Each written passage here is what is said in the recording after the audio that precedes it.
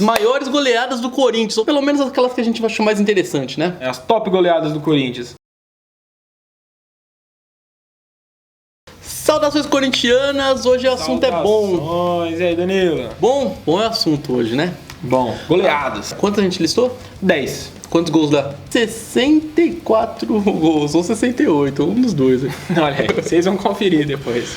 10 jogos, 68 gols. Então a primeira aqui que eu acho que, além da maior goleada da história do Corinthians, acho que é o jogo mais vergonhoso da história do Santos. O que faz esse ser um dos grandes jogos da história do Corinthians, independente da goleada. Supera o 7-1. Foi 11-0. 11 a 0. 11, bicho. Não cabe aqui, põe o dedinho aqui do lado. 11. E esse daí foi em 1920. Você, muito provavelmente, não estava vivo nessa época. O que você sabe desse jogo, Danilo? Conta pra galera. Então, foi a maior goleada da história do Corinthians. Já tava numa fase muito boa e o Santos vinha numa fase horrível. Tanto que antes e depois o Corinthians aplicou algumas goleadas no Santos. Sim, a gente listou aqui um jogo antes desse 11-0. O Corinthians meteu um 5-0 no Santos. Aí logo depois fez 6-1. Depois teve um 6-2. O Santos já estava acostumado a tomar um cacete do Corinthians. Nesse jogo ele já sabendo o que ia acontecer. Primeiro tempo termina 5-0. No segundo tempo foi o ridículo. Eles começaram a forçar a expulsão pra acabar o jogo. Pra acabar o jogo. De jogador em campo. Na regra do futebol, se você tiver 5 jogadores expulsos, a partida acaba. Quando tava 10-0, os Santistas estavam tão putos da vida que um cara deles fez gol contra, de propósito, porque pra acabar o jogo, assim. Lamentável. Esse cara aí foi o Ari Patuska. O cara fez um gol contra, de propósito, o juiz expulsou ele por atitude antidesportiva. É realmente o jogo mais vergonhoso. Coisa de filme, né? De comédia, é o jogo mais vergonhoso da história do Santos. E uma última curiosidade aí sobre esse jogo: o Neco, que é acho que o primeiro ídolo do Corinthians, né? Sim, dá pra dizer isso. O Neco tava em campo e foi o destaque do Corinthians aí. Um dos destaques, né? Um jogo como esse tem muitos destaques. Fez 3 gols. A gente listou agora dois aí curiosos, principalmente por conta dos adversários internacionais. Na década de 50 foram os dois. Primeiro o Corinthians ganhou de 6-1 do Fenerbahçe. Lá em Istambul, na Turquia. Foi um jogo de caráter amistoso. Cara, fora de casa, você imagina. A torcida turca é maluca. Eles gostam muito de futebol, igual o Brasil aqui. Aí chega o time brasileiro lá e faz 6-1 neles, mano. Nesse jogo, o Cláudio, que é o maior artilheiro da história do Corinthians, estava em campo e fez 2 gols. Não poderia deixar de fazer gol, né? No jogo 6-1. O técnico do Corinthians era o Rato. Pro próximo aí dessa lista que a gente falou é a Lazio. Dessa vez foi aqui no Brasil. Foi aqui no Brasil, no Pacaembu. Apesar de que o torneio amistoso se chamava Copa Morumbi. O jogo foi no Pacaembu. O jogo foi no Pacaembu e já chama Copa Morumbi. Isso aí, pega essa... Tá bom, o importante é que o Corinthians ganhou de 5-0. 5-0 em 1957. Oswaldo Brandão era o técnico do Corinthians. E a Lazio marcou que é freguês do Corinthians também. É, freguês do Corinthians, a Lazio. A gente já fez um vídeo aí falando dos fregueses do Corinthians. A Lari vai colocar pra vocês em algum lugar. E nesse vídeo tem uns fregueses internacionais aí. Barcelona e Roma estão aí pra contar a história. Próximo da lista, esse é muito legal também. Porque é a maior goleada da história do Campeonato Brasileiro. 35 anos vai fazer esse jogo. Sim. E ainda é a maior goleada da história do Campeonato Brasileiro. Foi 10-1 pro Corinthians, 10 gols. O adversário foi o Tiradentes. Tiradentes, que não existe mais. Também depois do jogo, né? E é muito legal, como qualquer jogo dessa época, eu acho muito legal mencionar, né? Lembrar que trata-se ali do Corinthians, da democracia corintiana, né? Então, um time histórico, né? Uma fase histórica do Corinthians. E o Sócrates destoou no jogo, né? Foi o artilheiro da partida, né? Marcou 4 gols. Bateu Sócrates, bateu na trave e desceu, é o 4º gol do Corinthians. Sócrates. O Vladimir fez um gol de bicicleta nesse jogo aí, há quem diga que foi o gol mais bonito dele pelo Corinthians. Vladimir, que pra quem não sabe, é o cara que mais vezes entrou em campo com a camisa do Corinthians, né? 806 vezes. Foi colunista do meu timão. Foi colunista do meu timão, Vladimir, é verdade.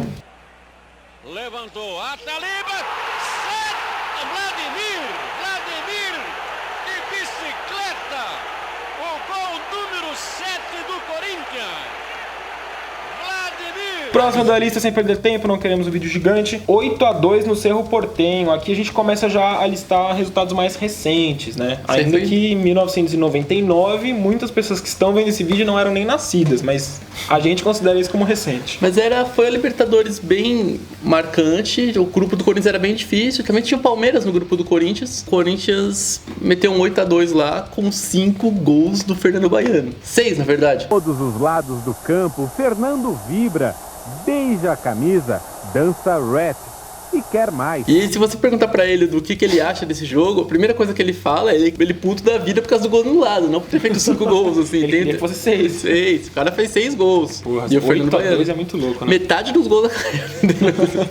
Não, pô. Fernando Baiano, querendo você aqui. Queremos aqui. Conta história aqui, conta história. Imagina o quanto que não tem de história de bastidor desse jogo aí, meu. 8-2. Maior goleada da história do Corinthians na Libertadores. O Corinthians já impõe sua maior goleada numa Libertadores. E já que é pra fazer história, lá vai o primeiro gol de Silvinho numa partida oficial. Fazer o dele, hoje ele vai fazer o dele. Silvinho!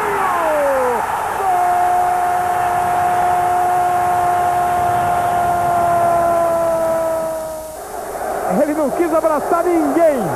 Ele veio aqui só no Amaral, foi o primeiro abraço. Sexta goleada, essa acho que teve um caráter muito de... Acho que Corinthians pela raça, né? Porque você pensa em goleada, você não pensa em raça, ali em Corinthians de emoção, de virada. Porque fala, pô, virada é uma goleada, mas essa foi porque quem evitou um vexame, né? Evitou um vexame. Estamos falando do 5-1 contra o Cianorte pela Copa do Brasil de 2005. Primeiro jogo, o Corinthians consegue perder de 3-0, isso do fucking Cianorte. Isso com a história MSI, assim, tinha um puta time, tinha já... É inacreditável, velho. Já tinha Roger, já tinha Tevez, já tinha todo mundo, né? Eu acho que mais inacreditável do que o 11-0 no Santos foi ter perdido de 3-0 do Cianorte. Um gol de bicicleta de fora da área. Puta... Nossa, aí voltou o jogo pra cá. A verdade é que ainda bem que golearam. Viu? Ainda bem, evitou vexame. Também. E aí quando faz 1-0...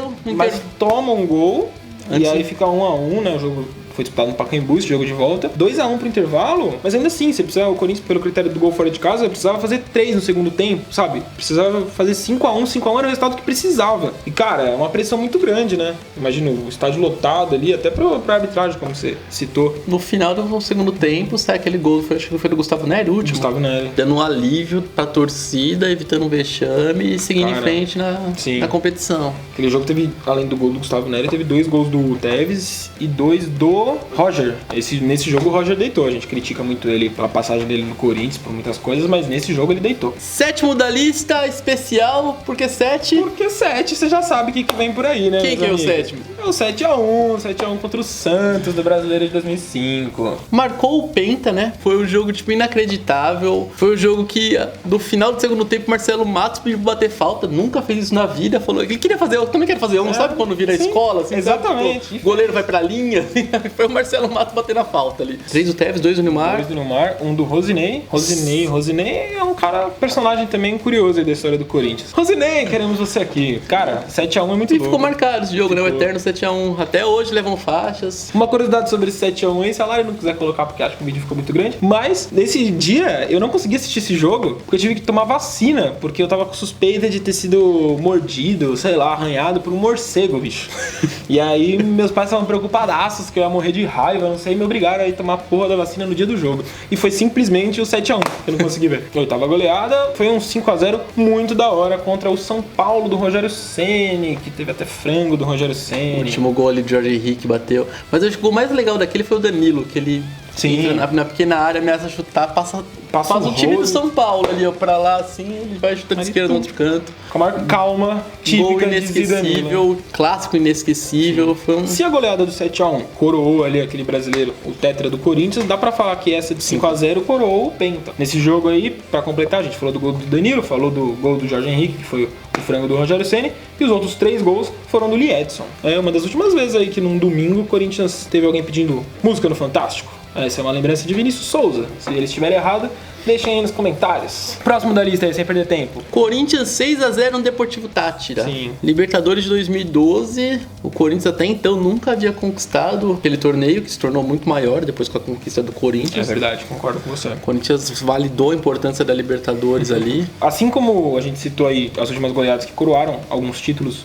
do Corinthians, acho que dá pra falar a mesma coisa desse. Foi um jogo muito bacana ali, porque aquela Libertadores acho que se marcou por duelos muito decisivos, muito difíceis. E aí, em meio a tudo isso, teve um jogo que o Corinthians passeou, que, enfim, jogou o fino da bola e teve gol pra todo mundo. E realmente, desses 6 gols, foram 6 autores diferentes dos gols. No caso mostrava aí, que era um time bem que trabalhava em conjunto, né? Exatamente. O Corinthians do Tite, é uma ali, filosofia que acho que se mantém até hoje, sim, em conjunto, né? Não tinha ali um grande artilheiro, foram 6 gols, de jogadores diferentes. Danilo, Paulinho, Sheik, Douglas, Liedson e Jorge Henrique. Ainda tem uma curiosidade do Liedson, né? Do pênalti dele. Qual que é a curiosidade, Vinícius? Conte aí pros amigos. Pênalti. Ele Ele errou, ele fazia, gostava de bater pênalti, deixaram ele bater esse pênalti, ele não queria, mas foi pra bola, bateu, o goleiro defendeu, só que no rebote ele fez o gol, comemorou, porque ele tava numa seca de Ele fez até o zica, né? E chupa, secadores! E esse foi o 6x0 do Corinthians pra cima dos venezuelanos em 2012. O último da lista. Pra fechar nossa lista, uma muito boa também, uma puta goleada da hora. 6x1, amigo, na Arena Corinthians, maior goleada do Corinthians sobre São Paulo, pra coroar o Hexa, né? Pra coroar o Hexa, olha aí, esse 6x1 aí contra o São Paulo, a gente já citou num vídeo recente, vídeo que a gente fez dos maiores fregueses do Corinthians, São Paulo é o maior freguês, um dos maiores fregueses. Sim. E esse jogo aí do 6x1 coroa muito isso, né? Esse jogo é muito interessante, porque antes da bola rolar, eu lembro aquele colunista do São Paulo no lance, ele falou que eles iam dar uma goleada no Corinthians, porque o Corinthians estava com um time reserva, já havia sido campeão. Essa é a forma deles carimbarem a faixa? Sim, sim. E não deu muito certo. Não deu muito certo. Foi legal. Outra coisa marcante desse jogo foi a torcida do São Paulo indo embora. Antes, né? Bem antes. Bem antes. Segundo tempo, todo mundo indo embora. Ficou um vazio aquela torcida, porque ainda não era torcida única na cidade de São Paulo. Deu ali uns 30 do segundo tempo, foram todos os São Paulinos embora do estádio, enquanto a torcida do Corinthians comemorava. A gente começou esse vídeo falando do 11x0, quando os santistas foram expulsos pra fugir da goleada. Dá até pra fazer uma referência aí, cara. Não eram os jogadores, né? Mas os torcedores também ali, eu acho que de certa forma apequenaram ali o São Paulo naquela situação. Falaram, vambora, Corinthians. Eles perceberam ali que dali só ia ficar pior e começaram a vazar, cara. Bora, depois ainda ia ter a entrega da taça, pelo amor de Deus, né? Essas foram as 10 goleadas que a gente achou mais importante da história do Corinthians. Sim. Se você lembrar de mais uma, deixa aí nos comentários aí. E não deixa de curtir o vídeo e compartilhar. Ativar a notificação também, dá o joinha. E comenta mais também, a gente gosta de ler o comentário de vocês. Alô, pessoal. Saudações.